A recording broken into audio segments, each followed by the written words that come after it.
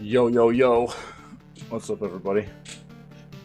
Good morning, good day, good evening, afternoon. I don't know. Whatever time it might be for you. Happy Monday. I hope, anyways. Hope everybody had a good weekend. We got day 5 of Shadows over Loathing ahead of us. And obviously video gaming news for today, May 8th. So we'll dive into that, man. Let's go ahead and let's get prepared for that. Let's see what the world of video games has in store for us. First of all, this is what we're jamming out to this morning. We got some Loop Hero soundtrack, man. Game is awesome. It's a roguelike, kind of auto battling kind of RPG game where you have to build up tile sets and stuff that have different kinds of synergies and everything. It's a really wild game. It's very, very good. Highly recommend. So take a look. I love the soundtrack too, so definitely worth. All right, both the game and the soundtrack, as far as I'm concerned. Go check it out, man. Go ahead and kill this music. Let's go ahead and get into the news. Let's see what we got. Let's go.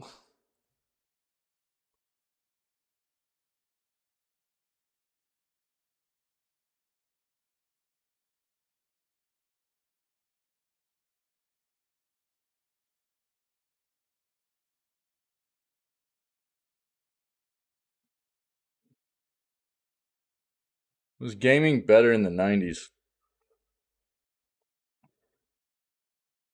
It's a very it's hard to answer that question. Just it's not that black and white, really. I mean, I think that games were addressed better in a development aspect quite often, at least from big developers for sure. They didn't have the capabilities of just pushing stuff out, having it be trash, and then going, we'll just patch it on the back end. So, in that regard, I feel like we received games as a consumer. We received games to a much greater extent in better quality. They were quite often much more polished games and everything, but at the same time, the games were not nearly as grandiose or on the scale to what games present us now as far as universes go and how immersion can be nowadays and things like that. So I mean, it's a kind of a trade-off, isn't it? I don't know. I don't know that gaming was necessarily better. I think the industry was better. It wasn't as, I don't think, consumed by greed and blinded by just push it out, we'll fix it later, that kind of thing. But at the same time, we didn't have the same kind of gaming experiences then that we do now either. Not that there weren't great games back then. There were amazing games back then too. They just couldn't be made the same that they can be now. But on the same note, I mean, if a game, you can't really experience that content if the game performs like crap, you know what I mean? So nowadays it doesn't really matter if the game's got good content if you can't actually play the game when it's released because the developer does a trash job at optimizing and developing the game performance-wise, then, what's it matter?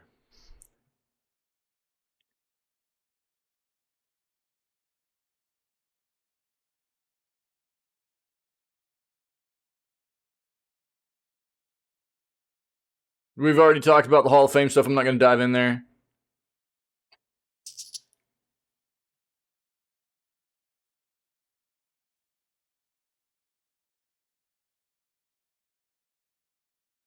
So there's some sales on Amazon stuff right now. So summer sales across Amazon for tech and gaming stuff. So if you're in the market for anything right now, you might check Amazon and see.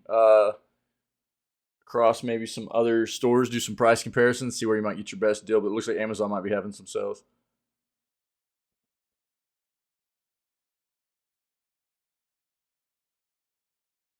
We already talked about Apple Arcade.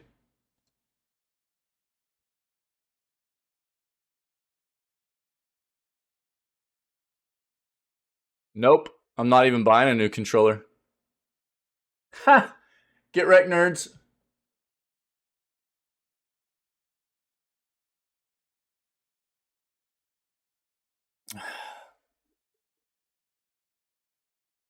What's up, Ferret?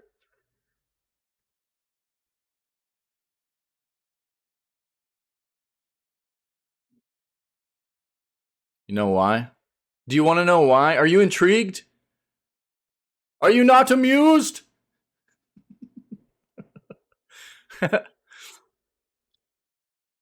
I just wanted I wanted a handicap for the game, you know. I wanted to play the game again on those crappy little Joy-Cons. No, I'm just kidding. You know why? Because I'm gonna play my Switch with my Xbox controller.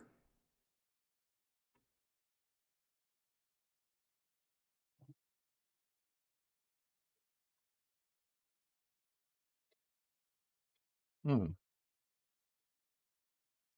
It does.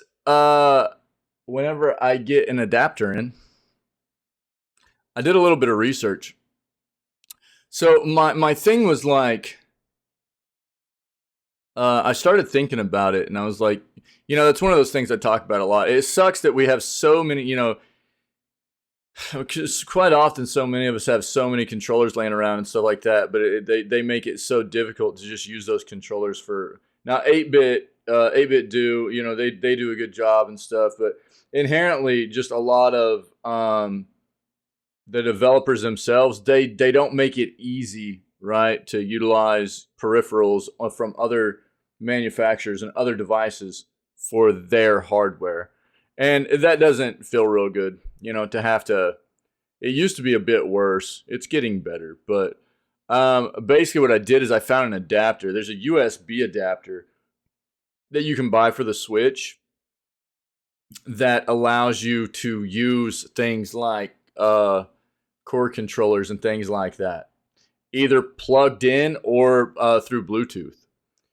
Yeah, it's got a ton of reviews. I did a lot of research on it, and I always play my stuff plugged in anyway, so that's the way I'm planning on playing. I'm not planning on using a wireless. Like I'm not planning on playing it through Bluetooth or anything. So it's supposed to be good stuff, man. Yeah. I mean, if not, it's you know, until I get another controller or whatever, it's not a big deal. I'll just use the Joy-Cons. You know, the one thing I was thinking though, the thing that I think is going to be really kind of sucky is if they don't have master mode out the gate for Tears of the Kingdom, I'm going to be kind of upset. I don't want to have to play through that game on normal mode. We might look into that this morning. Yeah. So I mean, you know, if I was gonna go buy another like a decent controller for the Switch, that's what I was looking at doing. Well, I didn't even play with motion controls on the first one, so I wasn't all that worried about that. I know it can be a better experience with that, but yeah, you know, I wasn't that worried about that. It's whatever. The thing for me is like,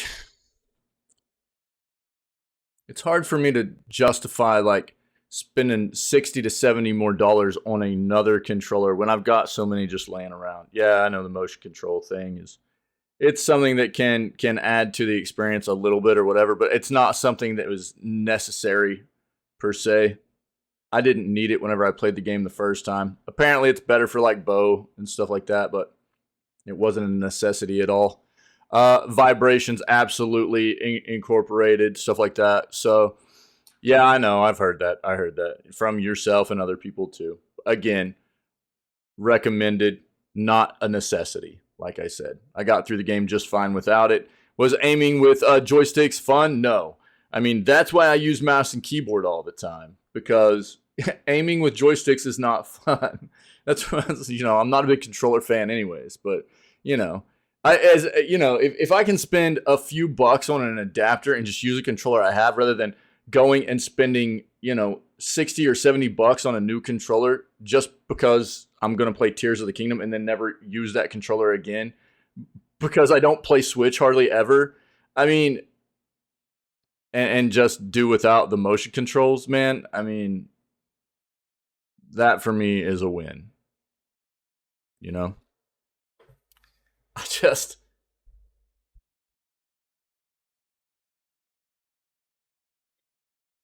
I'm not I'm not A tier streamer in it, dude. You know what I mean?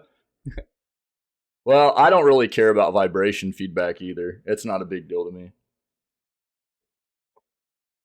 I play almost all my games mouse and keyboard with no vibration feedback, so it wouldn't be a big deal to me on that front either. I mean, I talk about all the time, like the how expensive gaming is and all that stuff. And look, man, I mean, I'm part of, I feel that way because I feel it. I'm not a wealthy individual, man. You know what I mean? So dropping 60 or 70 bucks on a controller isn't something that appeals to me. So if I've got good controllers laying around and I can find an alternate way to utilize those, you know what I mean? Just saying that because some puzzle games use that. You mean the vibration stuff or whatever? Or the motion control stuff. Oh, I didn't think about the motion controls either for like turning over the yeah, that's crazy. Yeah. I wonder if that will work. I might just have to bust out like so yeah, I wasn't thinking about the fact that the motion control stuff for like some of those like shrines and everything. Yeah. If anything, I can just turn on a Joy-Con controller to get that done at the moment, That's not a big deal. If I need to use a Joy-Con, the Joy-Cons just for like a moment to get that done, it won't be a big deal. I can just switch out the controller for a second or whatever and then get it done and then go back to using the Xbox controller or whatever, We'll see how it goes. Yeah. So, I don't know. Again, for me, that's one of the reasons I talk about it all the time. The cost of switch it out. Yeah. Cost of the industry, man. I'm not. It's not like I don't feel that. I feel that way because I feel that too. I feel the cost of the industry, man. It's gross to me. How much you want to pay for how much they want you to pay for stuff all the time, and that's why I try to get people the deals I get. I try to get people, deals on stuff, free content, whatever. It's important to me because I feel that too. I'm Z tier streamer, baby. I'm not wealthy off of this. You know what I mean? I do this because I love to do it, but I'm not wealthy. I'm not a wealthy streamer, man. You know what I mean? So saving some money, getting through a game, being able to use like an Xbox controller. Emotional damage. Gothic, what's up, my friend? Rather than springing another 60 or 70 bucks for a controller that I'm only going to use really for like one game. I don't know. I'd rather just do that, I guess. So seems like a better play to me anyways. But I understand what you're saying. I understand what you're saying. The motion control thing. I wasn't thinking about the motion control. I did think about the motion control aspect of it simply for the like the aiming of the bows and stuff, but I was like, I played through the entire first game without it. I'll make it work. I didn't think about it for like the kind of like the shrine stuff or anything like that. So I'll just have to switch controllers to get that stuff done. Because I don't think the Xbox core controllers even have any kind of like motion capabilities in them or anything, right? I don't think so. We'll make it work. How you doing, Gothic? But it was interesting to find that out. After doing some research. Oh, nice. Cool. Right on. Good for you. Neato. Feel free to share in the art section if you want, Yeah, feel free to share. That's awesome. So I don't know. It's cool that they've got some manufacturers out there that are making things like that happen with some adapters and things like that too. Though I like that's a thing, because ultimately it's so brutal. So many people have so many peripheral devices just sitting around, and they tend to be very, very locked into specific hardware, and it's just like, Jesus. It's another one of those things, man. It gets kind of old having to deal with that, I don't know. But I was looking, and I kept going back and forth between different kinds of controllers and stuff like that. And then I kind of came across that little device, and I was like, man, I'm going to try that out. Yeah. Yeah, yeah, yeah. Yeah, I've heard that too. Yeah. I don't, which one do you have, Ferret? Which one do you have? The thing is, for me, is like I was looking at the 8-bit do stuff, and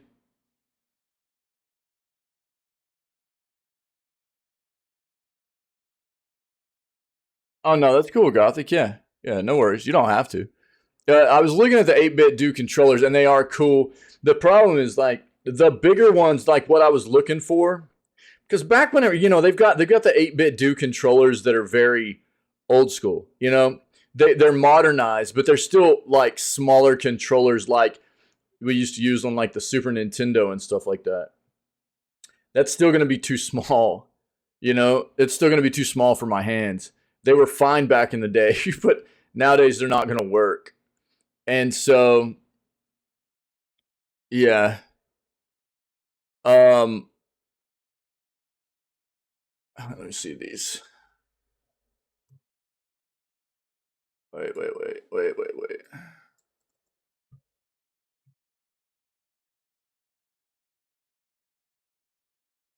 Yeah, that's kind of what I'm talking about. Like that guy right there. Like this one. Like this is what I'm talking about. Like that's cool, but man, that's still gonna be so small. Like I don't want to.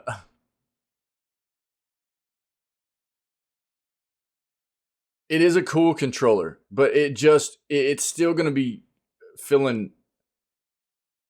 I don't feel like I'm gonna get a whole lot better ergonomics or anything out of that I had out of like Joy Cons or anything. That's because I looked at these, dude. I looked at these. Um, and then this one was. See, that's a little bit better. That's a little bit better. I don't know that I saw this. That's like the old PlayStation controllers. That's at least a little bit better.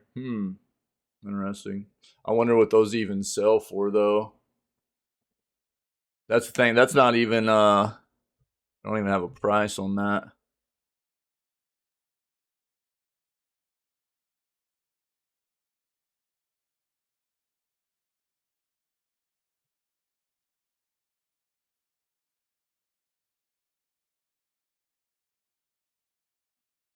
There, this one. Let me see this. Huh.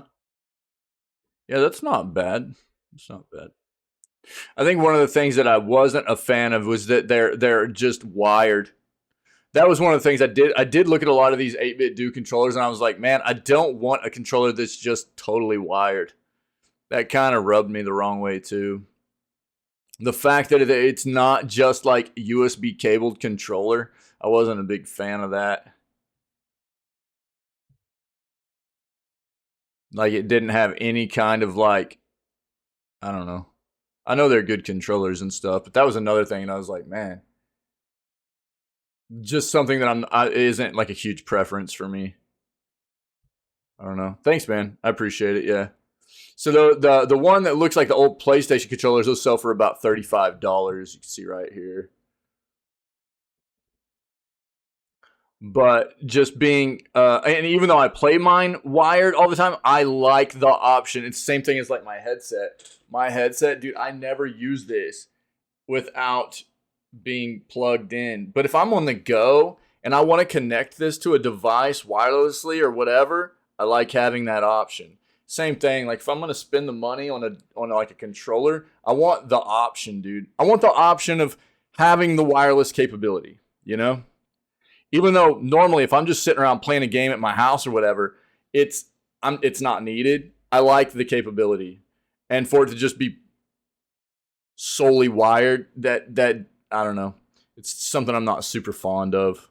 So that was one of the things that kind of turned me off when I was looking at a lot of the 8-bit do stuff. Now the little gamepad one doesn't look. Let's see here. It looks like it's got wireless, so like that one did. But again, that little controller, man, is not gonna work, man. I just that's not gonna it's not gonna cut it.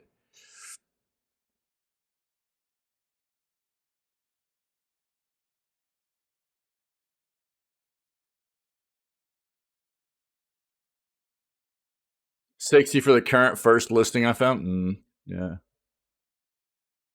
yeah. See, yeah, I don't know. $60, dude. But I mean, I guess the thing is like that's probably what I'll look to buy moving forward quite often is like the 8-bit do stuff. Um, what I did was I got these Xbox core controllers on sale, man. I got these things on sale at a pretty good price, brand new, and that's why I just went with them. I wanted to try out Xbox stuff. I hadn't bought any Xbox stuff in a long time. I wanted to try them out. I've been pretty happy with them outside of the bumper buttons. The bumper buttons break on me all the time, dude. They're easy to replace, but they break all the time. Mamzelle, new lights? Holy crap, dude. How long has it been since you've been here? What?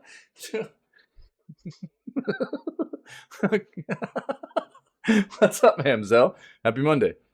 How's Cookie? Um, a while. Yeah, I guess so. I guess so. It feels like I've had him for a while. I don't think I have had him too long, but yeah, yeah. New lights, new lights. Yeah, it's good to see you. Yeah, I'll probably like moving forward. I do. I've heard really, really good things about the 8-bit do controllers and stuff. So, what I'll probably do is actually go with because they've got compatibility across a lot of different devices. They the build quality is supposed to be phenomenal. So if I'm gonna spend some money on controller, I'll probably like start forking over for like 8-bit and probably start looking like around Black Friday time, when that kind of stuff starts going on sale. That's kind of what I did. I got the core controllers I have. Um, I got those around Black Friday time, man, and I got a pretty good sell on those, and I've been happy with them.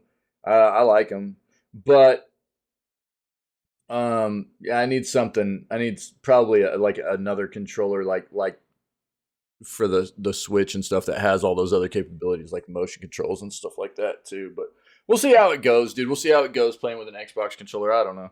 I didn't think about the Shrine stuff with the motion controls. That's a good point, man. But we'll get it done. We'll make it work, man. It's whatever. At least now I won't be able to when you guys go, man, you suck, and I'll be like, I can't go. Ah, it's the Joy Cons. you know, you guys will be like, God, you suck at this game. And I'm be like, oh, it's the full size Xbox controller. Well, yeah, I don't even have the dongle yet, though. I won't be here until later this week. It's taking it a little bit to ship, so I can't even try it out yet. But I can just do some research and find out. Yeah, blame the controller. Yeah, yeah, for sure. Yeah, absolutely. She was sick 2 weeks ago, but she's fine now. Oh, that's good. Getting spayed in 2 weeks, probably a good move. Yeah, for most people, that's a solid move. So good on you. Yeah, yeah. I could probably just look it up too. I don't know. I don't know. We'll see. Let me see something here.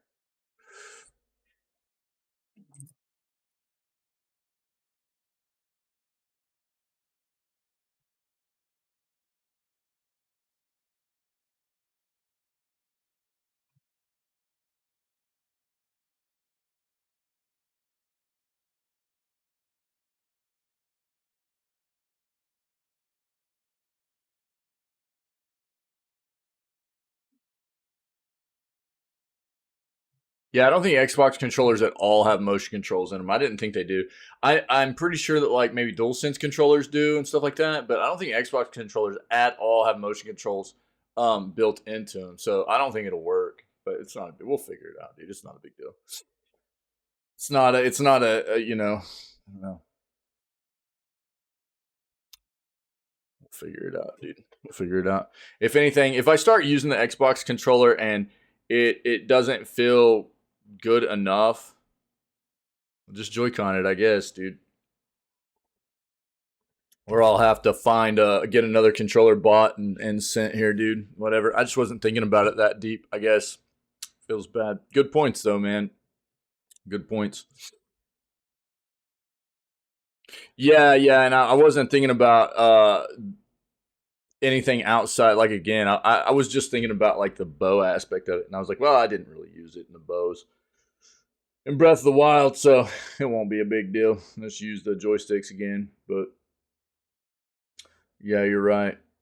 Um, we'll figure it out, dude. It'll be fine. We'll get it. We'll get it figured out. It's not a big deal. It was just a bit of an oversight on my part. It's all good. Rogue Squadron 3D returns on Prime Gaming. Cool.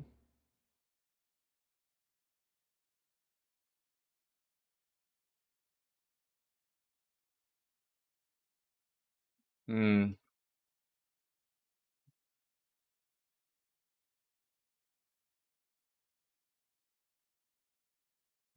Yeah, we'll take a look at this. Cloud gaming providers respond to CMA's Microsoft Activision merger block.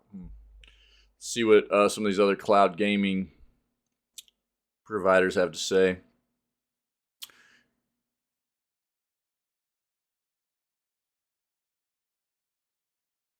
Oh, for real? Yeah. All right. Oh, okay. Cool. Ferret. Yeah. All right. Cool. Nice. Thanks, man. Yeah. I'll. Yeah. We'll see. We'll see. If I feel like I need to buy a controller, then we'll see what happens. Um. I don't know. I don't know. We'll see. We'll see. If I can feel like I can get through the game without having to buy it, because again, I mean, dude, I never play the Switch ever. One second.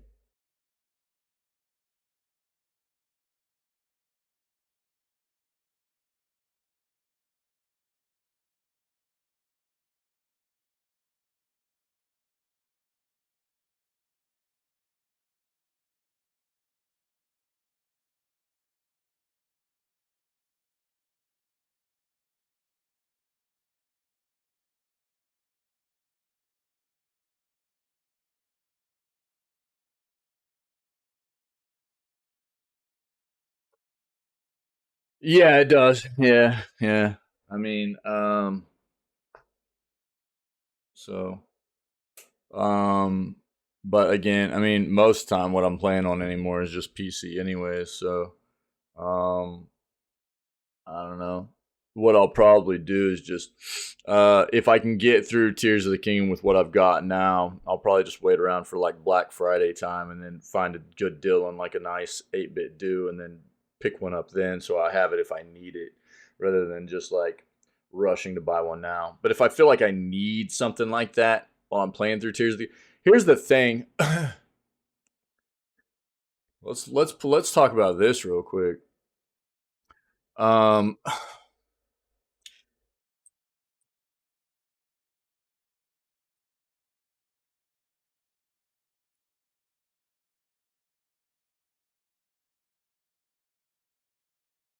I don't know why I'm yelling at Google. Um, now that's an old article.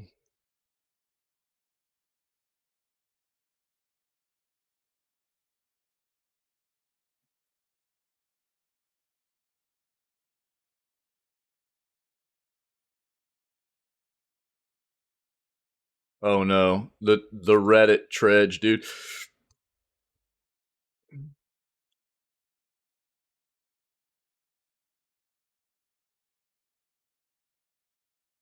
Oh, they're just talking about what could be better for master mode. Um,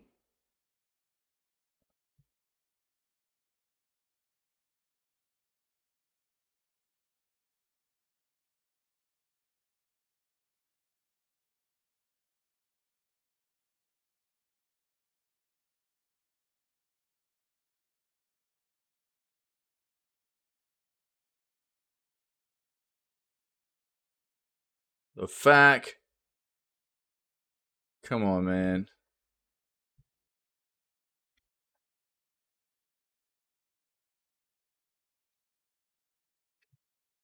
It was one of the things I wasn't a fan of. Was like they made it like Breath of the Wild. I'm glad I played Breath of the Wild late because they were like, oh, what was it? I think Breath of the Wild. You couldn't play Master Mode until originally you beat the game the first time. Dude, I hate that. I hate that. I hate when developers try to lock a game, like lock a difficulty behind a playthrough. That drives me nuts. It's different if it's like a significantly handicapped kind of playthrough, like or difficulty setting, like a hardcore kind of mode or something. Fine, but just an inherent like increased difficulty. Bro, I hate when they lock that behind completing a playthrough. That drives me crazy. And if I remember correctly, that's what they did with Breath of the Wild. You couldn't play Master Mode originally until you beat the game, and then the DLC came out. And if you had the DLC, you could play Master Mode right away. Um,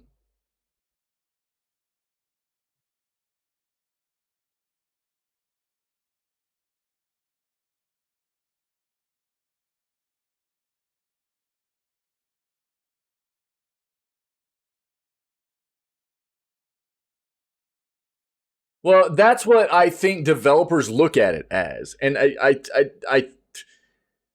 that's why I think they do it.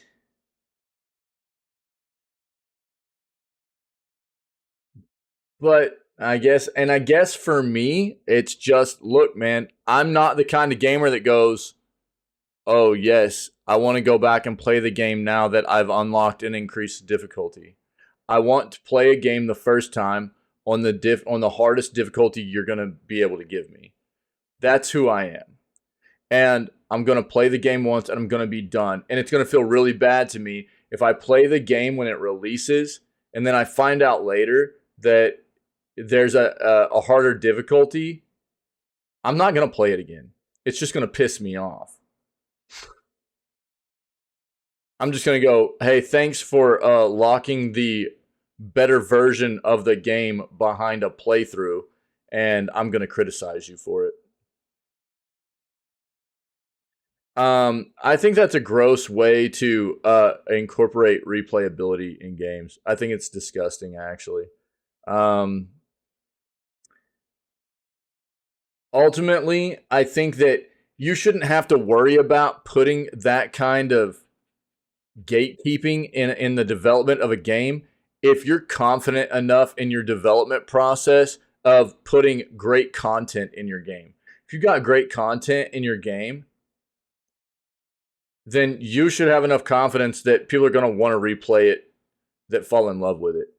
It shouldn't be a matter of, oh, well, I was kind of on the fence, but now that there's a new difficulty, I guess I'll go play it again. I don't think that's where it really should lie at, personally. But again, I think that's because of the kind of gamer I am too. I know there are a lot of other people that are going to feel differently about that, but I think just because of who I am, that kind of thing pisses me off and I don't like it. So what's going to happen is I know that I understand there are a lot of companies that have done that over the past. Uh, yeah, I know. So I can tell you, like from playing Breath of the Wild and playing it only on Master Mode, it felt great. And I can tell you that playing it on normal would have felt breezy.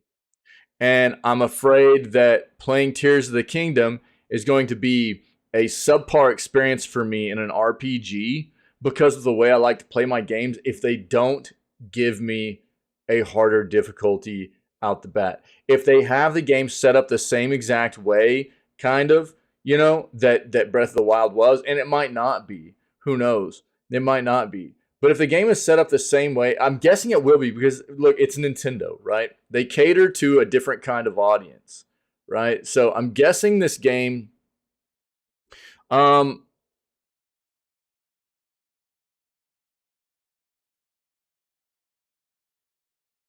well, it was. I mean, there were also a lot more enemies, right? So the enemies healed, and there were a lot more enemies. There were enemies in places where there weren't normally enemies, and then the enemies healed, which was a significant thing, actually. The healing on the enemies was a big deal, especially when you were fighting mobs of enemies. So it changed things quite a bit. I think that it didn't scale quite as hard as you got later in the game. As you got later in the game and you got better abilities and you learned how to play the game a bit more and stuff, it wasn't quite as gnarly, you know? But the I would say, especially the first half of the game, the regen on the enemies was in a big deal. It definitely increased, and I think it was a great way to incorporate an increased difficulty in the game. Honestly, in my opinion. But again, I think going through the game and just mauling everything without it would have felt real, like, kind of cakewalk, you know? Yeah, I mean, regen absolutely was, but I think it was a great way to do it. I think it was really smart by him. But again, I mean, it's Nintendo, right? It's Nintendo, and I think that Nintendo, obviously, first and foremost, is going to cater to an audience that um, doesn't care about difficulty, regardless of age, but also because of a younger audience. They're the Disney of video games, right? So they're obviously going to be making sure that as many people can get in and experience this title and have fun with it as possible. So they're going to make sure that it's not stupid hard. They're not looking to make like a Souls game or anything, right? That's not what they're out to do. So I understand that, and I guess if master mode's not there for me in the beginning, I'll just have to try to enjoy the game for what it is. But it absolutely will affect my overall view of what the game had to offer. If it just feels like a cakewalk the whole time, for me in the way I like my games, it's gonna affect it. I won't be able to help it. I just won't. I like hard games. I like hard RPGs, you know, and that's just it's gonna feel a bit rough just walking through everything. I don't know. Reject, what's up, man? Yo, I'm glad you brought up those points about the controller stuff, though, Ferret. I was not thinking about that at all, man. You're very five head, buddy. Very five head, dude. That's why I need you guys around. Reject, what it do, bro? Happy Monday, man. How was your weekend? Ferret, how did everything go for you guys this weekend? Did you guys have a good weekend?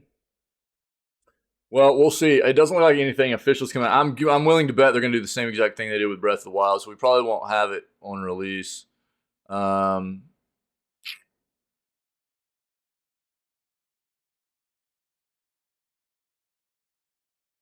I'm willing to bet.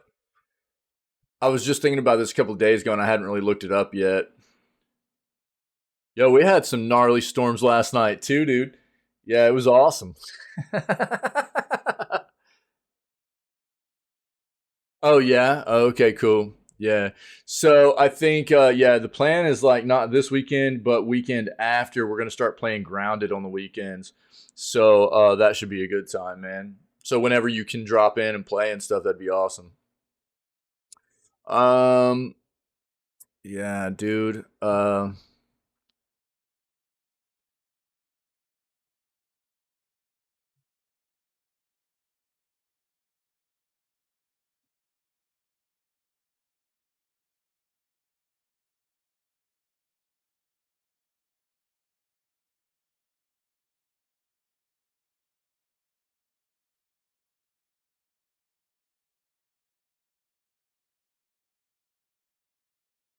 When it's added to Tears of the Kingdom. See, dude, God dang.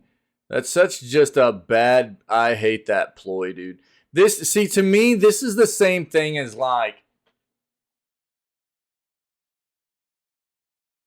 this is that whole monetization thing, right? Because it was like, oh, well, if you buy the DLC, you can play master mode, you know? And this is I think where this starts feeling scummy to me is the whole like they absolutely could have it on release, but they don't. because they need to make more money over increasing the price of the game to $70 out the gate, you know, that kind of thing. That's like outside of even replayability or whatever. I know we were talking replayability mainly because sometimes it's gate kept behind completing the game the first time, you know. Uh, yeah, I started with the DLC too. Yeah, yeah. I knew that it was unlocked with DLC, but I couldn't remember if it was part of just beating the game and then having it unlocked as well.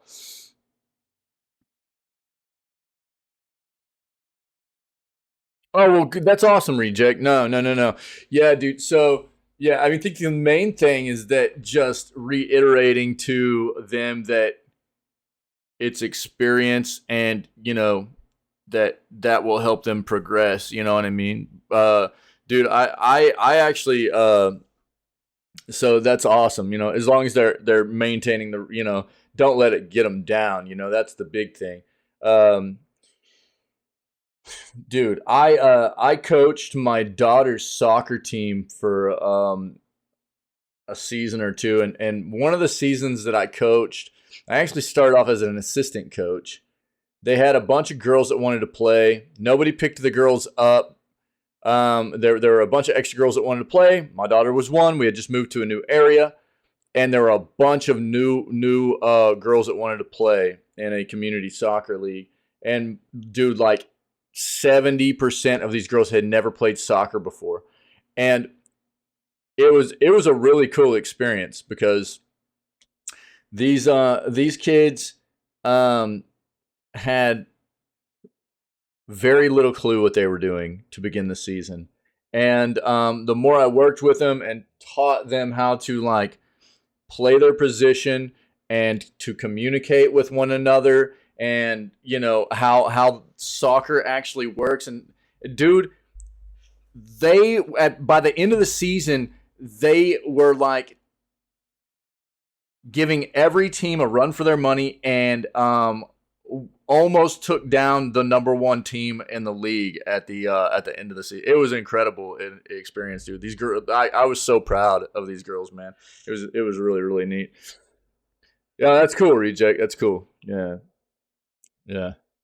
I I had to keep reiterating to all of them though, because I was like coaching from the side, so I was like yelling all the time. I was like yelling, but I would like after the games and stuff, I'd be like, I'm not mad at you. I'm not when I'm yelling at you, I'm not mad at. I'm yelling so you can hear me because it's so loud. Like I'm just trying to get a point across to you, try to help you out in the game. I'm not mad. I'm so proud of you guys. But I was like, my voice would be gone all the time, dude, because I'd be so into it, dude, just like screaming during these games, like trying to help these girls out and stuff, dude. It was a lot of fun. It was a really cool experience. They did a phenomenal job, man. It was really neat. It did just come with the DLC. Yeah, that's a little bit brutal, man. Yeah. So, I mean, what I would expect here is that Tears of the Kingdom is probably not going to have any DLC or any increased difficulty. So, it'll just I'll have to do my best to just soak in the experience, I guess.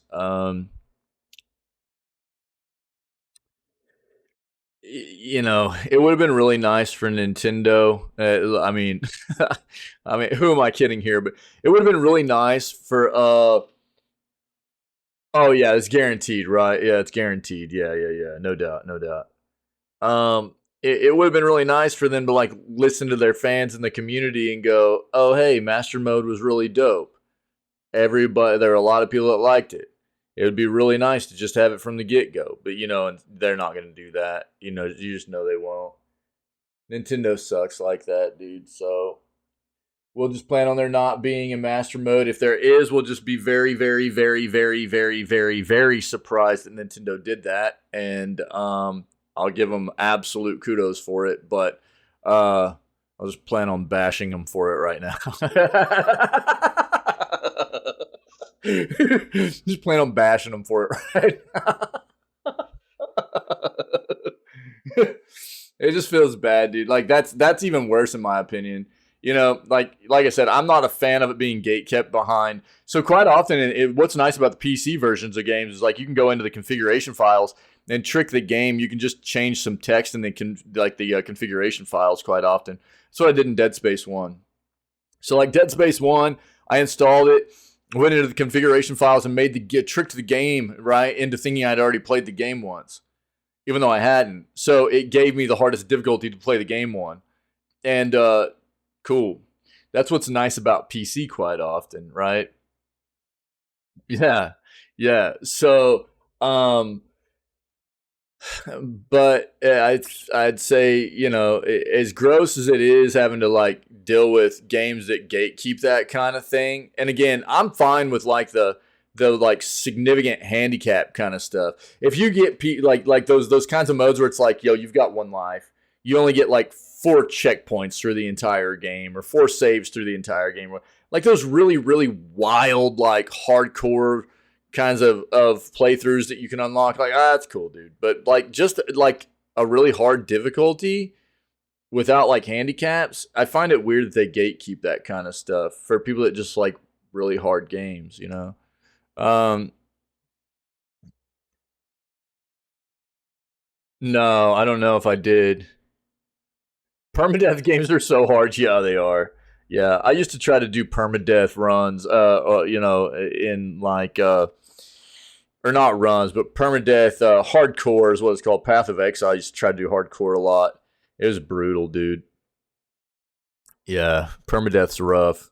But again, getting back to it, like the gatekeeping of hard difficulties outside of any like hardcore significant handicap stuff, gatekeeping it behind a playthrough, or especially gatekeeping it behind like paying for DLC, that's even worse in my opinion. That's disgusting. Like to tell people that like you can't experience the game in a harder way unless you pay for DLC. Oh god, that's gross, dude. That's disgusting. Um yeah, I don't know if I saw exactly what you're talking about, Fair. I'm not sure.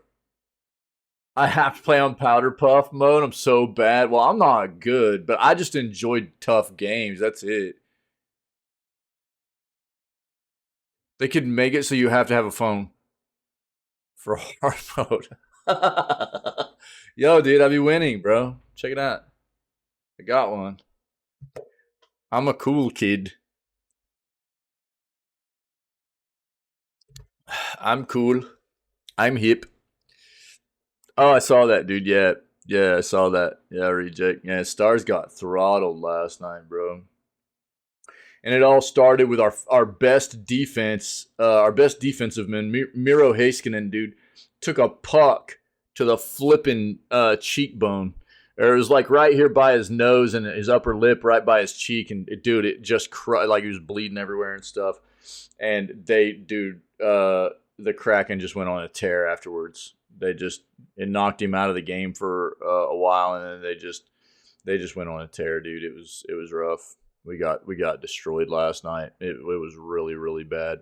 Yeah, yeah. I saw the puck, dude. It was like it was a pretty hard shot that came in. It came in high, and by the time he saw it, he tried to turn, dude, and it just smashed him in the face. Man, he was down and bleeding all over the place. So it was pretty brutal. Yeah. So feels bad, and they scored off of it too.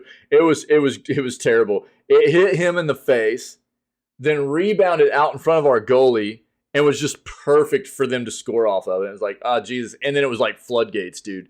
It was just floodgates after that. Top defenders out of the game, and then it was like they just couldn't. It was like we just couldn't stop them. It was rough, man. Pretty brutal. Let's see what else we got. Glad for your sons, though, man.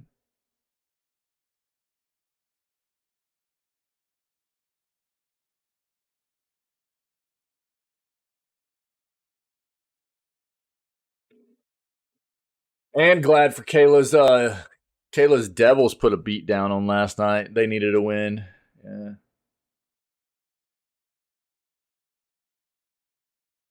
PlayStation Insider hits at an upcoming showcase. I'm guessing in June. If it's before June, I'm gonna be surprised. Take a look though.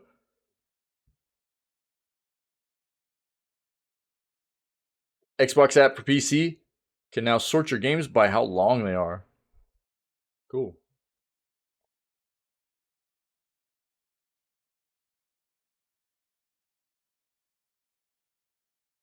Mm.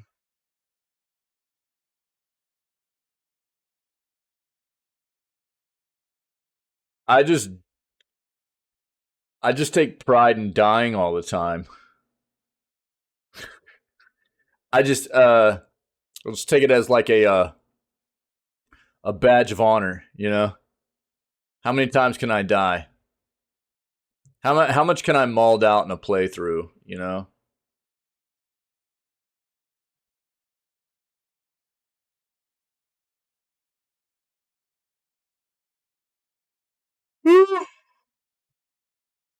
Yeah, we know, dude. There's been so much like rumor mill stuff for Metal Gear.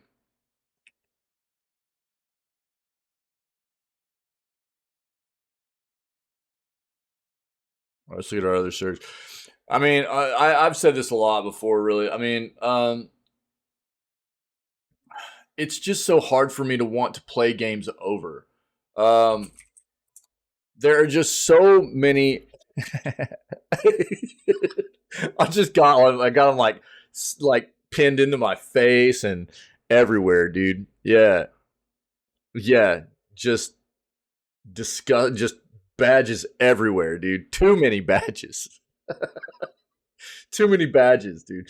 Yeah. So again, because I do like challenging games, I usually just go in hard. I just usually go in and play the hardest difficulty right away. And a lot of it has to do with, oh man, I got the yawns today, dude. I'm sorry. Um, I really don't. I don't have a real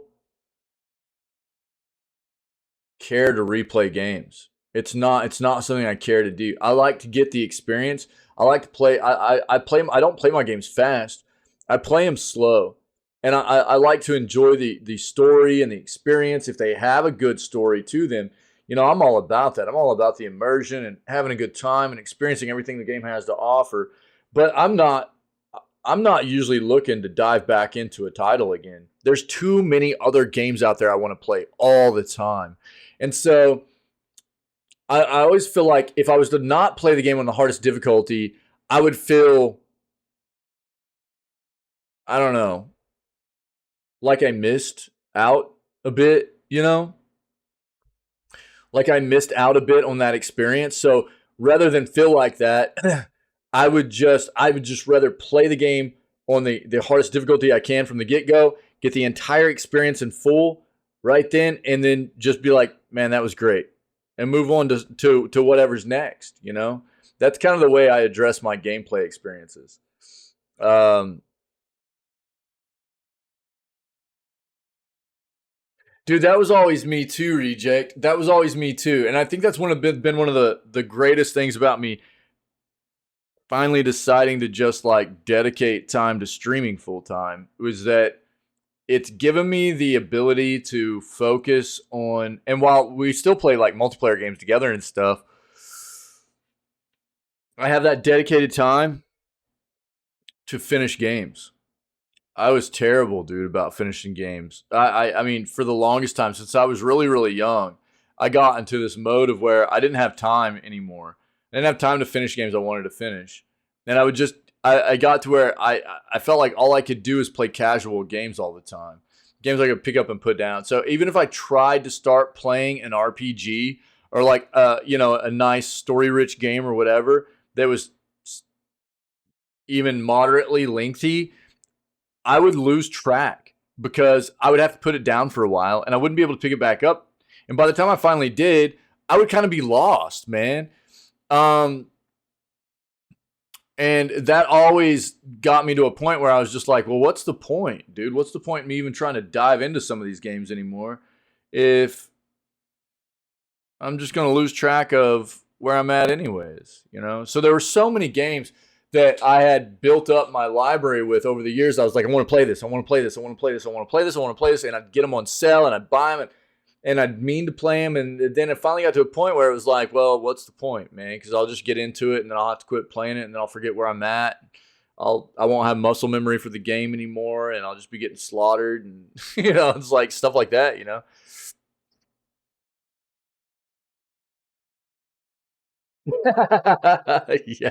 yeah, yeah. So I don't know. It's nice. It's nice now to be able to just like, you know, focus in on games. Even though we might take a break here and there to play stuff together. Really, I mean, I like to focus down on games and finish them up, and it feels nice to be able to do that.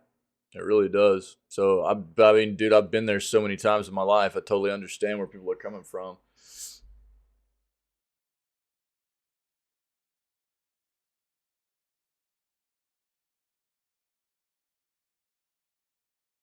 I've got to say, I'm still just kind of weirded out by the fact that The Last of Us made it into the Video Game Hall of Fame already over something like GoldenEye 007.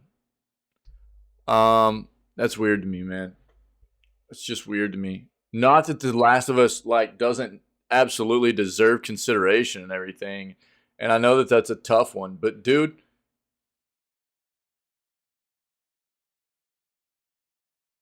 I knew you were gonna say Kingdom Hearts in that one, and yeah, I mean, I think that that's the thing is those games that, and I understand why people replay games. It's those games you fall in love with, right? Yeah, for sure. And I guess maybe reject, but what's crazy to me is that it's like the if you look at what are the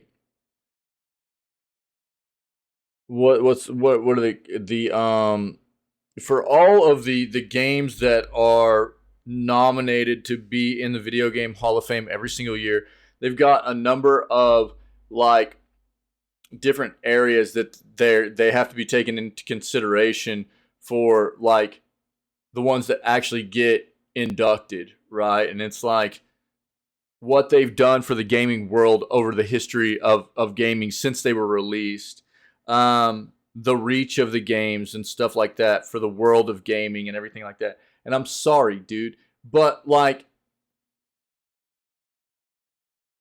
GoldenEye 007, 007 GoldenEye has been an absolute changing game for the industry forever in the FPS world ever since it was released.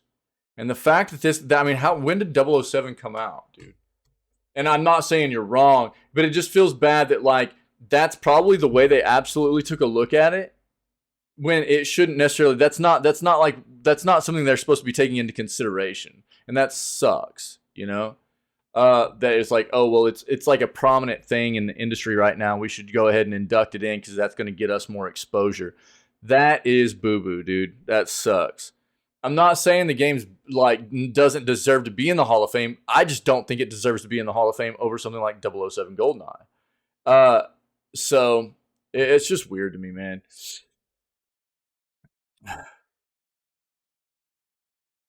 Right? Yeah. Exactly, dude. Exactly. Yeah. You hate the first Kingdom Heart, really, Mimzo?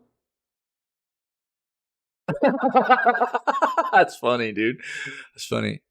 Yeah, yeah. I mean, there's actually a good number of like old games that are my favorites that I need to go back and play, but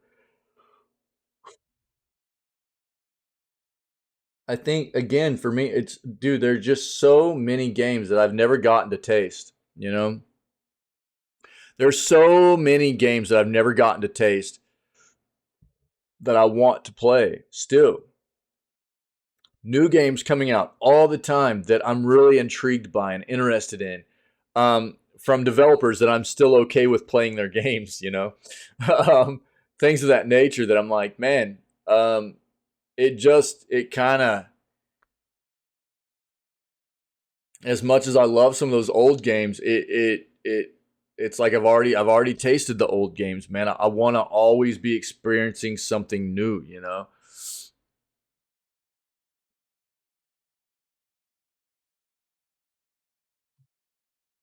Yeah, yeah, I can understand that. Yeah. Games you didn't taste sounds creepy. I'm gonna start saying it all the time to you now, reject.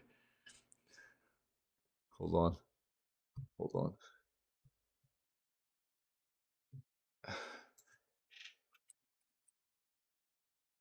Unacceptable!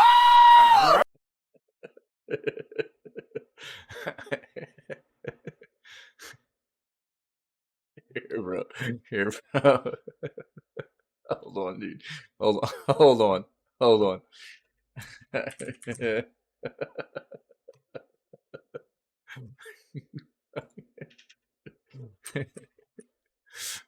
Oh, Jesus, Doug.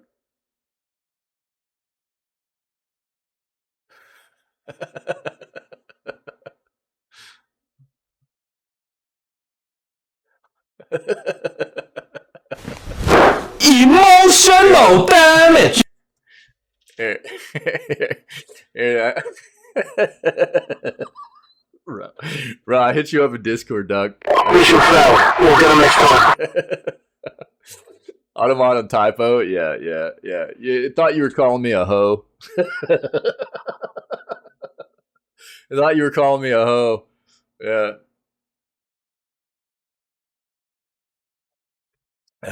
Yo, I got you in Discord though, dude. I got you in Discord. Reject. Oh Jesus. Yeah. Yeah, I know, but that's what basically it thought you were misspelling ho because it thought you were a language pleb. You know what I mean?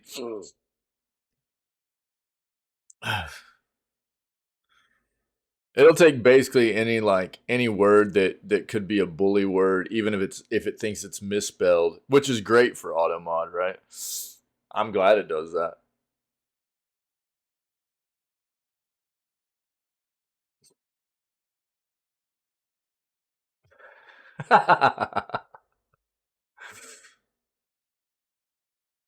I said that you's oh, I haven't heard that song in a long time. Ludicrous, dude. That was a sick album too. Album was so dope. Dude, I used to roll around in my little early 90s Ford Ranger extended cab, two 15-inch Fosgates in the back, dude. Band pass box.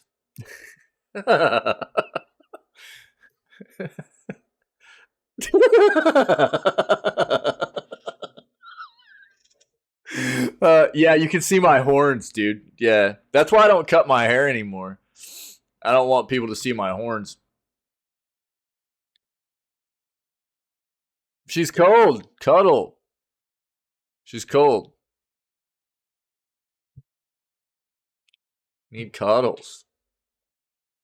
We've already seen the Storm gameplay stuff. Um,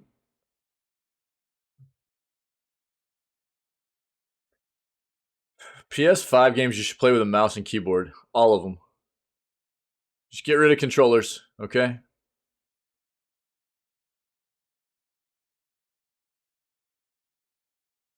Fortnite and the Olympics? Jesus, dude. They will mash up Fortnite with anything, won't they? No, sir. Wait, what? She needs it cut? Go get her a cut. You guys go do a ladies' pamper day or something.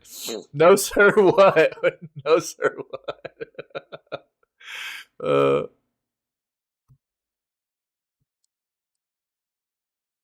Yeah, we talked about this already also. Xbox, did we get this up? No. Launches Xbox Gaming Safety Toolkit for families. Interesting.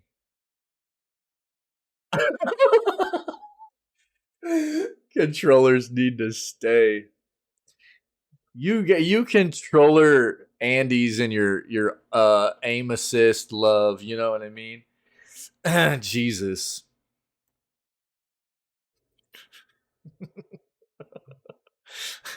But my aim assist though. Uh,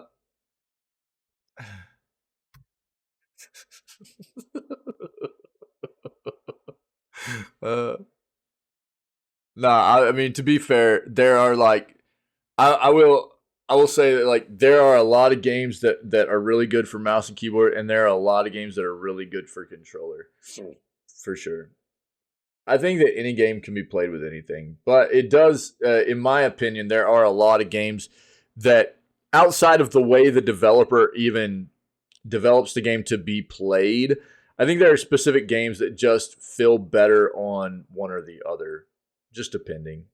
Normally, really, yo, good for you, dude. Good for you. Yeah, most people won't. Most people wouldn't do that. I hate that Apex just hates my PC, dude. Because I like that game a lot, but it hates my hardware, man.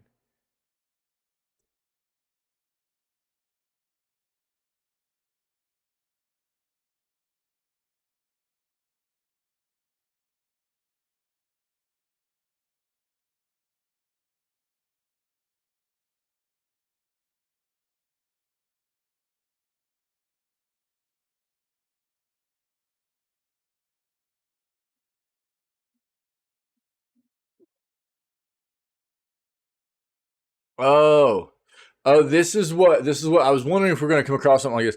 So Nintendo sends DMCA's on various emulator tools. Yeah. So this is kind of what Ferret I think was talking about earlier in regards to all the what was he saying? The leaks on Tears of the Kingdom. So let's pull that up. Take a look at that. Yo, dude, we actually watched videos whenever Warzone came out about aim assist and how stupid broken it is. I mean, dude, the aim assist in COD is gross. It is disgusting. Like, we'll follow people in circles and stuff. Like, it's really, really, really OP, dude. It's crazy.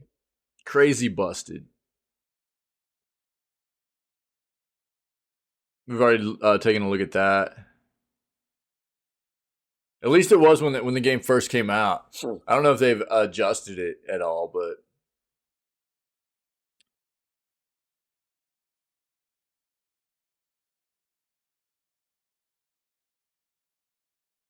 meh. It sucks. I'm gonna have to play that game without master mode, dude.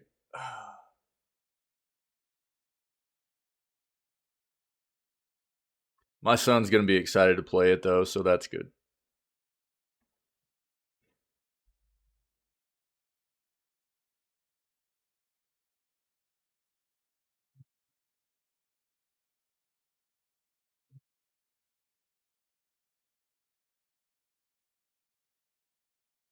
How can you easily clear the red mist and redfall? Just don't boot up the game. I don't think you'll miss too much.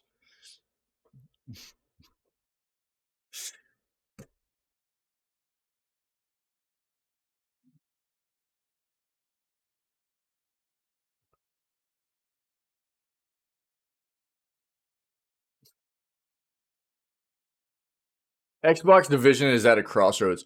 Perhaps it needs Phil Spencer to step down. I think that would be the biggest mistake Xbox could make. I'll be quite honest with you.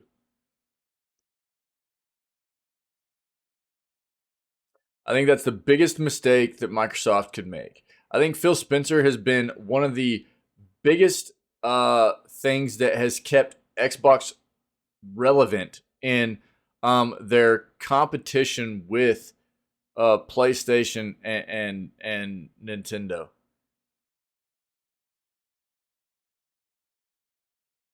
And it's actually to have one of these big gaming companies have somebody like Phil Spencer at the top that a lot of us other gamers can relate to. You don't see that in Nintendo. You don't see that from PlayStation.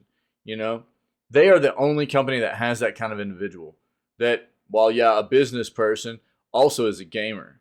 And you don't see that from these other companies. That would be a big mistake, dude, as far as I'm concerned. If they got rid of Phil Spencer.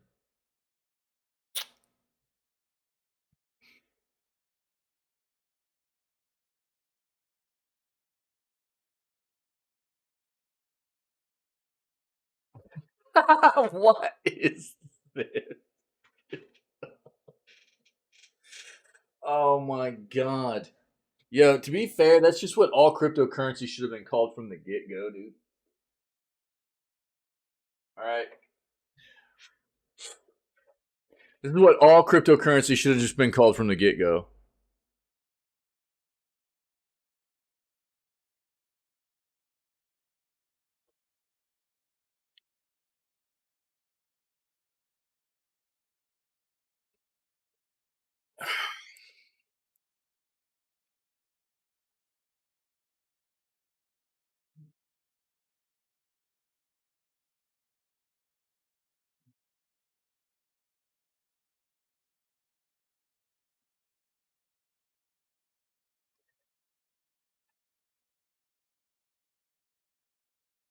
I hope the new Guardians of the Galaxy movie is great. By the way, dude, Guardians of the Galaxy is on sale like everywhere right now, but not for very long. Um, yeah, like check it out. It's like $18, guys. This game rates very, very well too. Like across the board, it didn't sell very well initially. Um, Whenever this game first came out, it wasn't like super profitable or anything. But this game rates very well. 92% positive on Steam, a recent 94% positive overall of over 20,000 reviews. We looked at the Metacritic yesterday too. Check this out. It's very, very well rated game.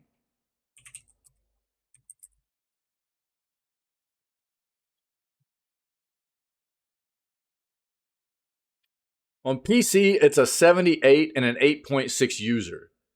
PlayStation 5, 80 with an 8.7 user. Xbox Series X, 84 with an 8.7 user. This game is rated very, very well. And if you're interested in playing this, it might be the time to grab it. It's on sale across a lot of different platforms right now. So if you're interested, it might be the time.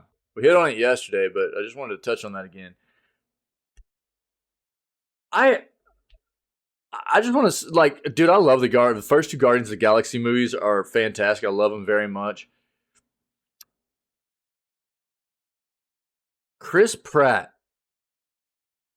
I've always liked Chris Pratt, and I was even really enjoyed his transition from like his roles in something like Parks and Rec, where he was just kind of a meathead, you know, into more of this like action hero role of Star-Lord, you know, because he's still really funny and he's still, you know, but it was a nice like mix, you know. But dude, I've gotten to the point where like I think the mix works, but taking him as like a serious action star is hard for me. I've seen him try to do like so many of these like action movie roles and I've just always, I guess because the way I always started off seeing him in shows and everything was the comedic side of him and everything and I always just enjoyed that. It's hard for me to take him serious in all these action roles. I don't know. But I do like him quite a bit in the Guardians of the Galaxy stuff. So I hope the third one's good.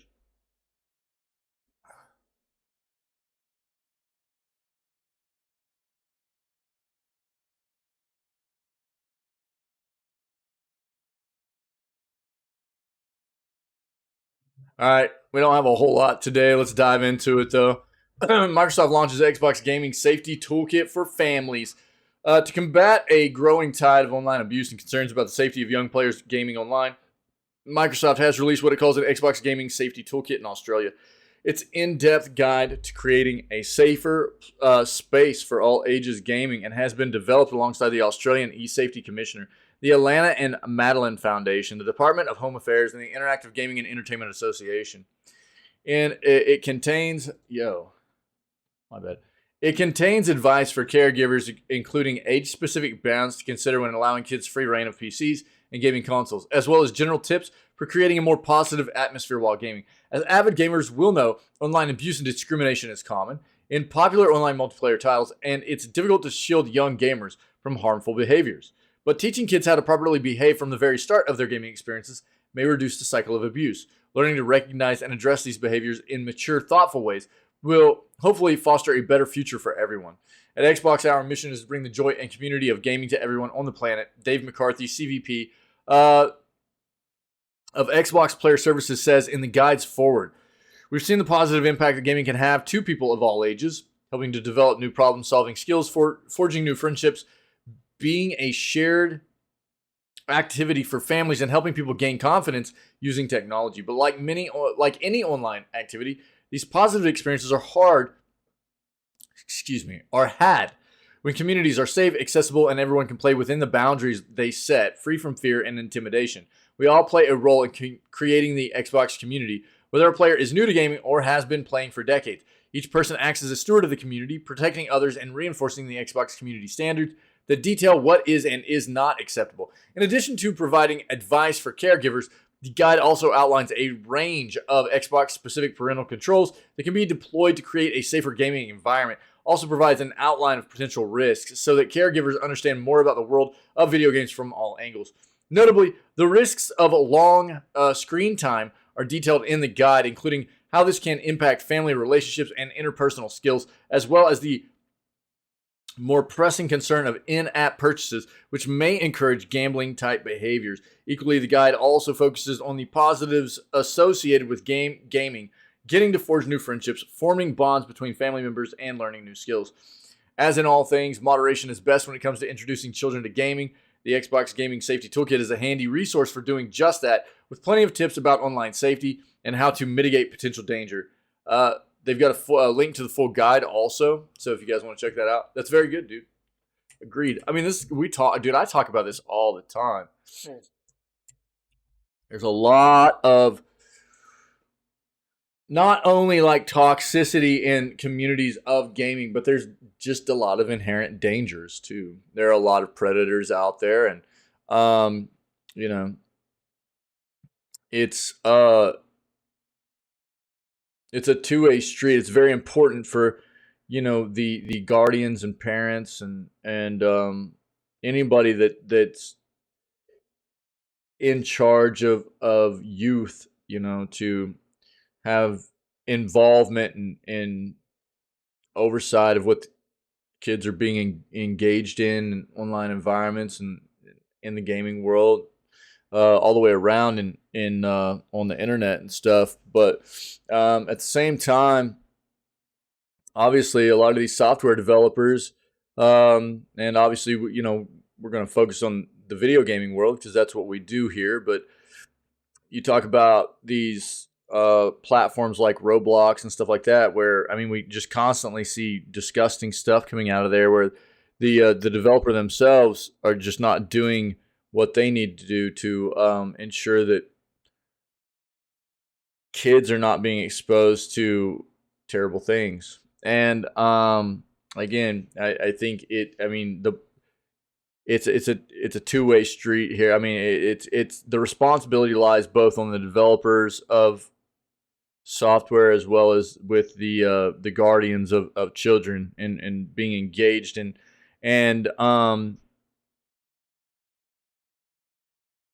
actively engaged and participating in making sure that they're not being exposed to bad things, right? And teaching also. That's a big part of this, is teaching also. And I don't know. It's good to see things like Microsoft doing this to try to help out, and it's not an easy thing to address overall. It's really not. But changing the culture has to start somewhere, and it's this kind of thing where it begins, right? So I say a lot. I think that it's not a matter of like trying to get away from, having some competitive banter in video games and stuff. It's a matter of trying to get away from crossing that line into the toxic side of it, where you do experience the prompts for self harm, or you do experience uh, discrimination and hate speech and stuff like that.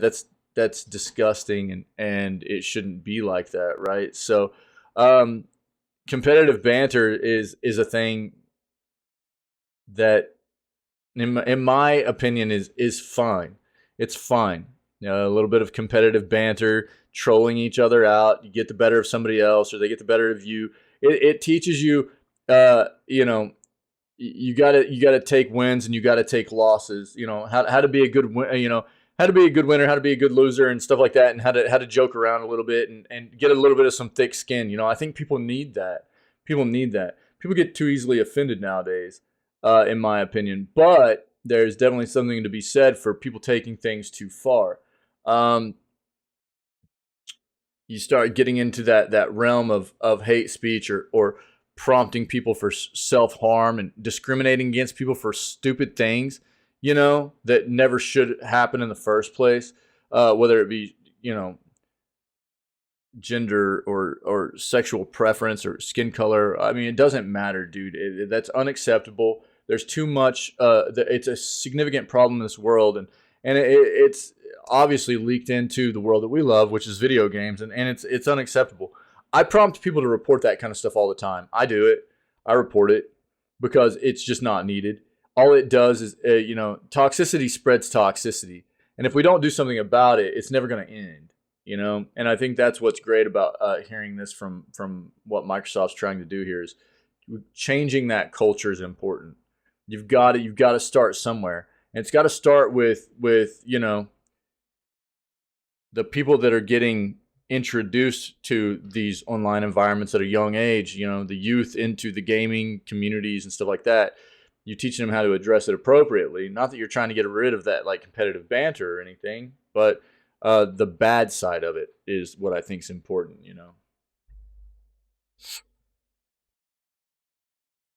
Nintendo sends DMCA's on various emulator tools following game leak.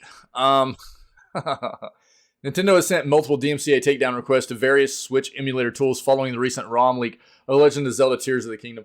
The news comes courtesy of Simon Ahrens, who, according to their bio, does programming, reverse engineering, security research, and media preservation. According to them, Nintendo is issuing multiple DMCA takedown requests to GitHub concerning various emulator tools. They specifically mentioned Lockpick, a tool that players can use to dump keys from a physical Nintendo Switch onto a PC.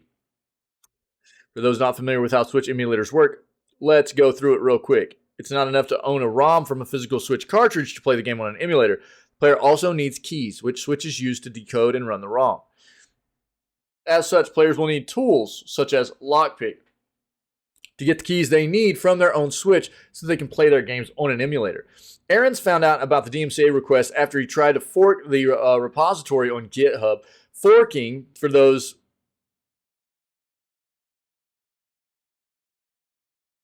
Are you forking kidding me?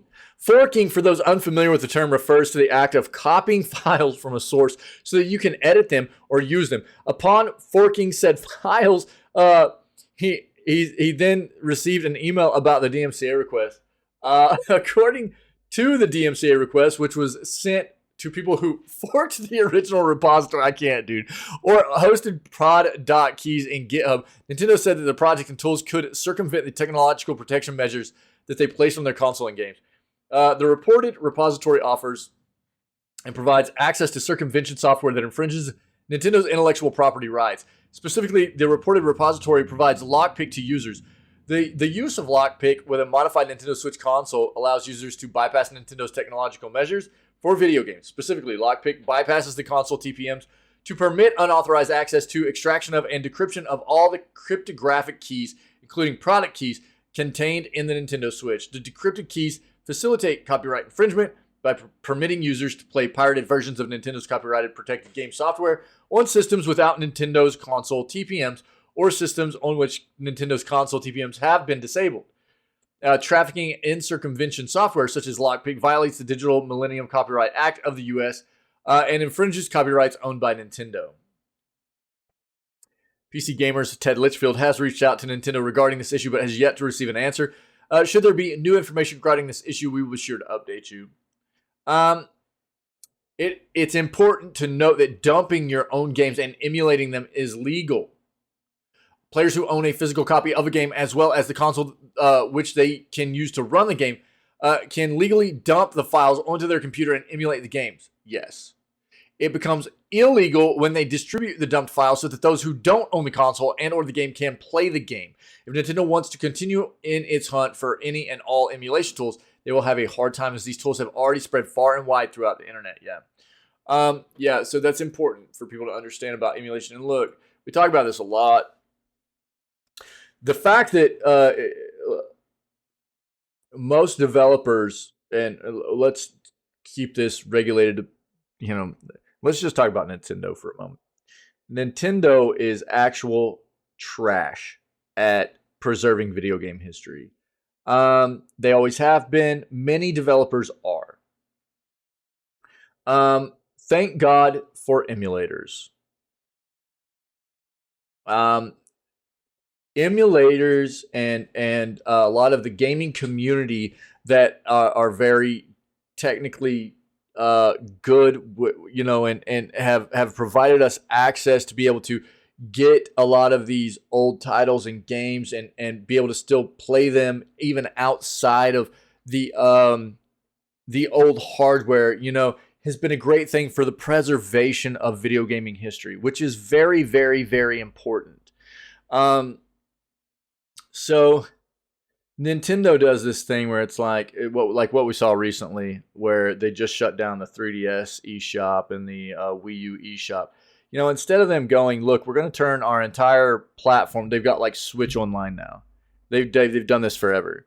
They'll do every new platform they have, they come out with a new online or every new console, they come out with a new online platform. Instead of just going, we are going to be Nintendo Online. And no matter what console you have, if you need content for that console or whatever, you can get it from our site. They don't do it like that. They go, well, we've got a new console, so out with the old online platform and in with the new. And so we lose all that content, like what we just saw happen. And that's what a lot of people are afraid of right now with what's going on with, Nintendo potentially coming out with a new console as well. So we've got, the Nintendo Switch Online. Yeah, instead of it just being Nintendo Online like it should be, it's Switch Online. So they've got the 3DS eShop and the Wii U eShop that just died. They just got rid of it. They don't maintain it anymore, and all of that content's gone. Nobody can access it anymore. It's completely obliterated. So unless Nintendo decides to at some point start bringing those titles back bit by bit, it's lost. It's completely lost unless you get it through some kind of emulator, right?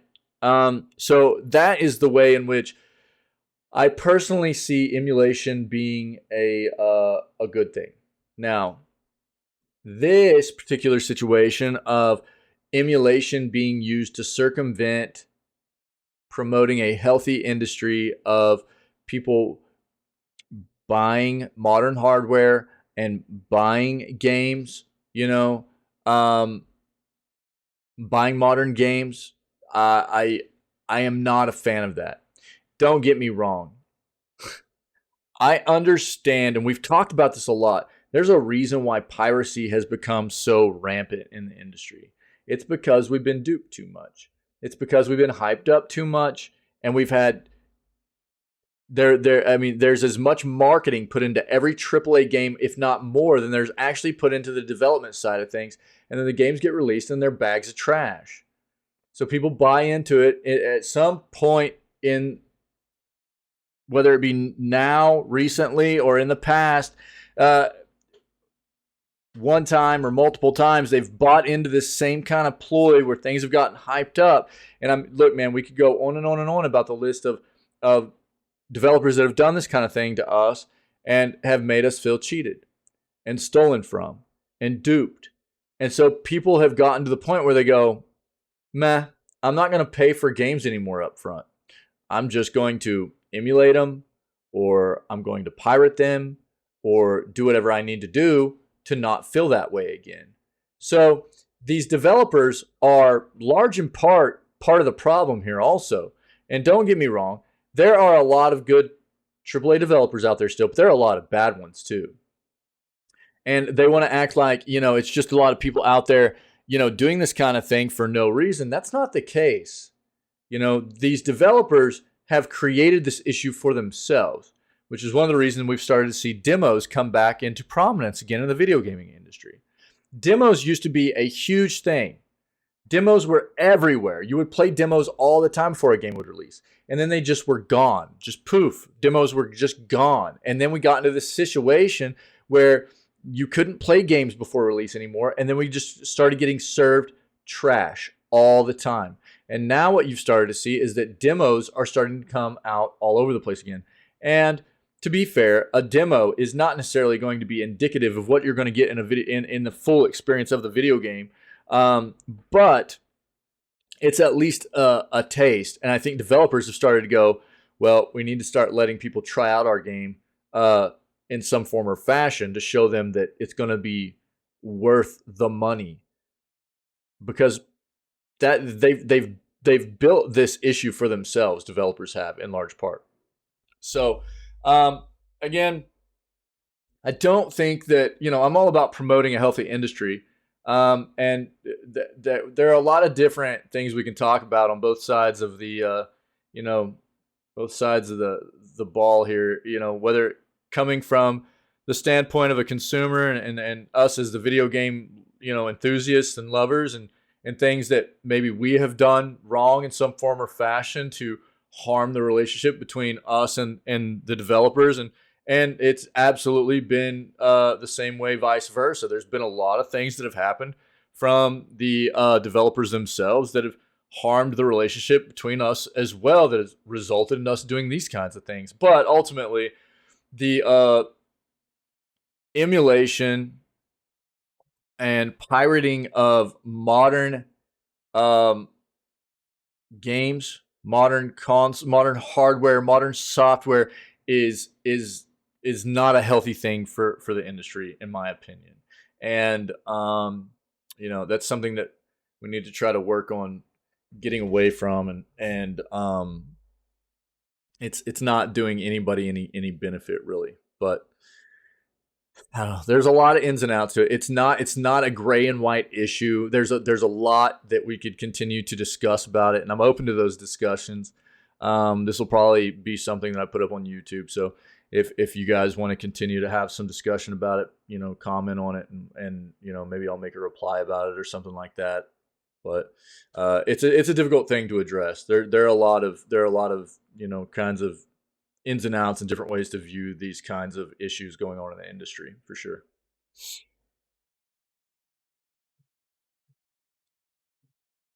PlayStation Insider hints at upcoming showcase. Summer, yeah. So look, they're probably talking about a June. Let's just skip to it here.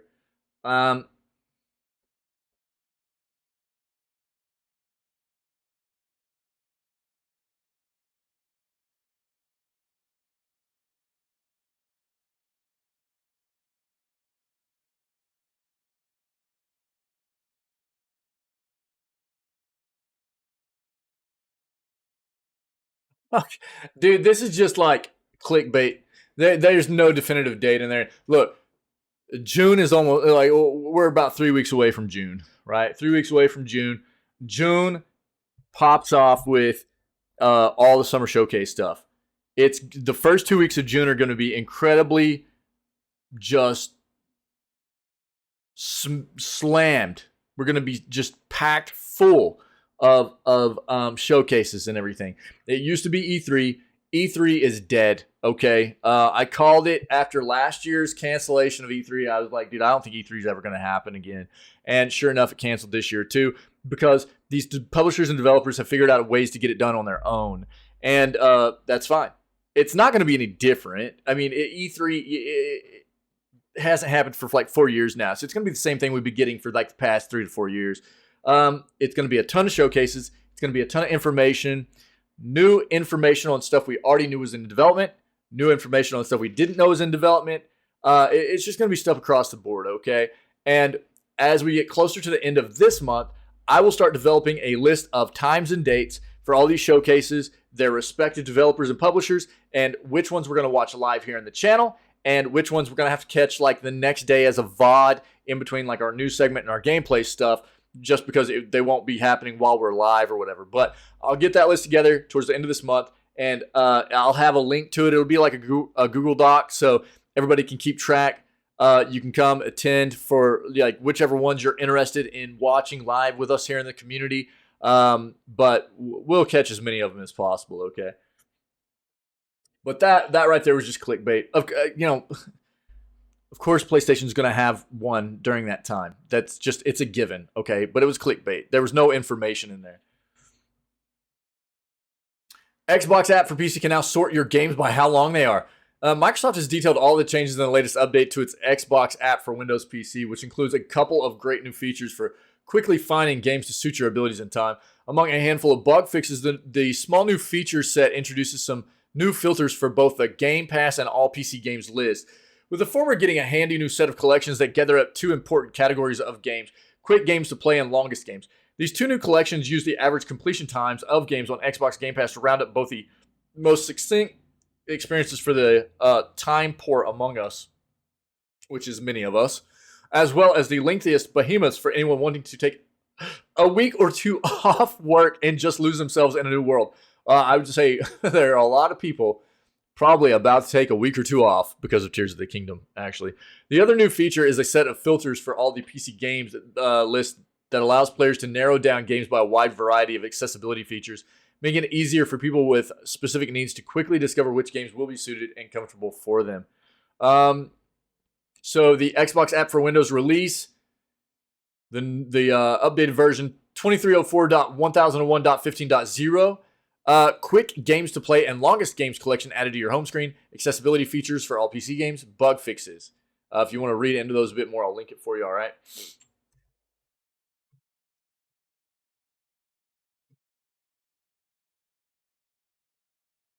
Rogue Squadron 3D returns on Prime Gaming. Yeah, every Thursday you can claim free games with Prime at gaming.amazon.com. And to celebrate May the 4th, which is May the 4th be with you, May the Force be with you, right? If you weren't aware, this past Thursday gave gamers the chance to grab one of 15 free titles throughout May. First game available to claim gave you the chance to save the Rebel Alliance from Imperial Onslaught in Star Wars Rogue Squadron 3D.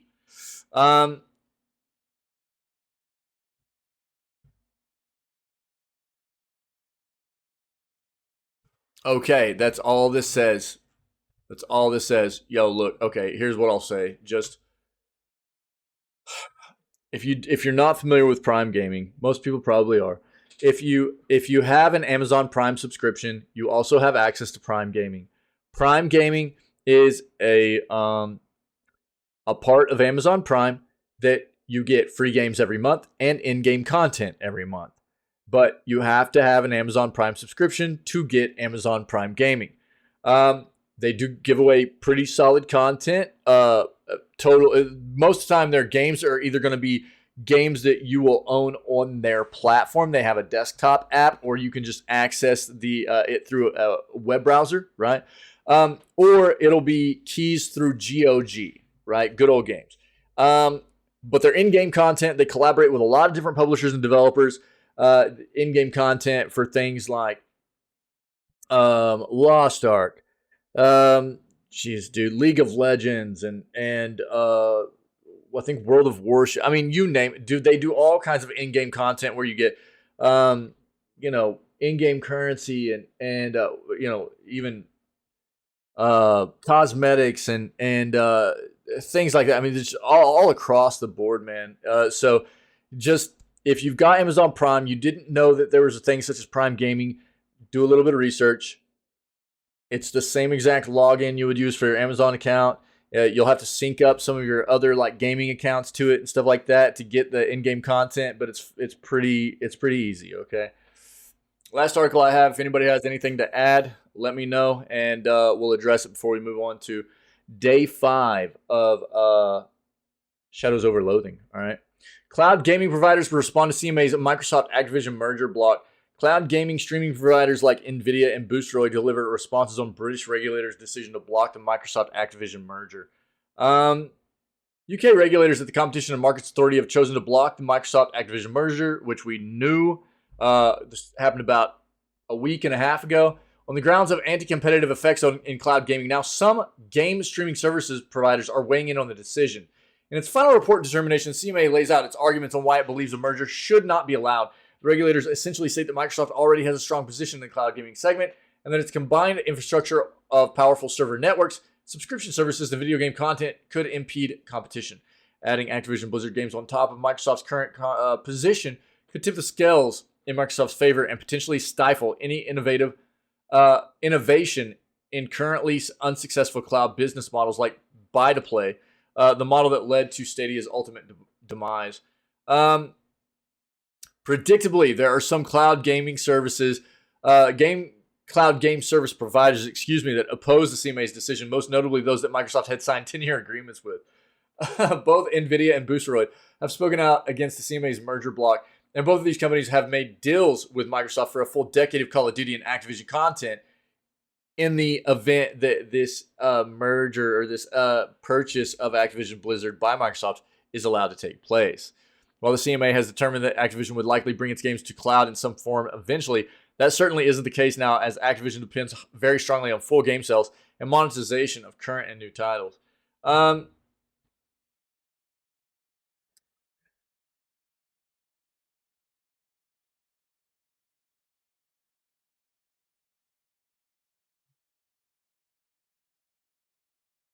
Brad Smith says we remain fully committed to this acquisition and will appeal. CMA's decision rejects pragmatic path.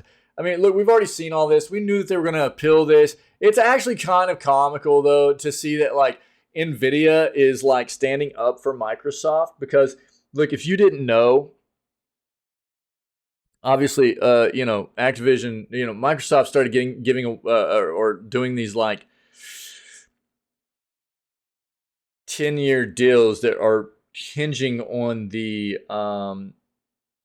actual fruition of the merger coming through, right? Like this purchase of Activision Blizzard has to take place before they can actually fulfill these 10-year deals with all these companies. And they've given a lot away.